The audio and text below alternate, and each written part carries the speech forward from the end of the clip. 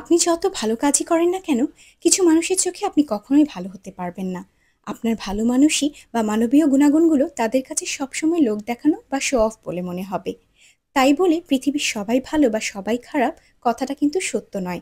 কারণ প্রত্যেক মানুষের মধ্যেই কিছুটা ভালো আর কিছুটা খারাপ প্রবৃত্তি রয়েছে। আপনি ভালো তো জগৎ ভালো কথাটা আমার কাছে বিতর্কিত বলে মনে হয়।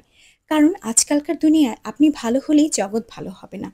উল্টো আপনি যতটা ভালো হবেন জগৎ ততটাই অসৎ আচরণ করবে আপনার সাথে।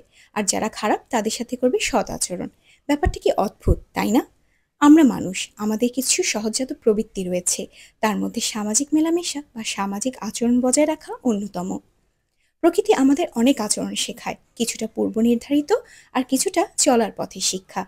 পৃথিবীতে মানুষ চেনার সবচেয়ে ভালো সময় আসলে মানুষের অসময়ে আসে। প্রকৃতির প্রতিটি নিয়মই আমাদের কিছু না কিছু শিখিয়ে যায়। কখনো তা আনন্দদায়ক, আবার কখনো বা তা অভিজ্ঞতার যোগান দেয়। যে মানুষের আচরণ আপনার কথাবার্তা সময় অসময় অথবা সামাজিক স্ট্যাটাসের সাথে বদলায় না, তারাই আপনার আপনজন। তবে সে যে সবসময় আপনার পরিবারের কেউই হবে, ব্যাপারটা কিন্তু তা নয়। অনেক সময় রক্তের কেউ না হয়েও হয়ে যায় অনেক আপন। আবার খুব কাছের কেউই তাদের কার্যকলাপে হয়ে ওঠে অপ্রিয় কেউ। মনে রাখবেন, যে কোনো ভালো কাজই আমরা অর্জন করি তিক্ত অভিজ্ঞতার মাধ্যমে। তাই এটাও আল্লাহর অশেষ নিয়ামত।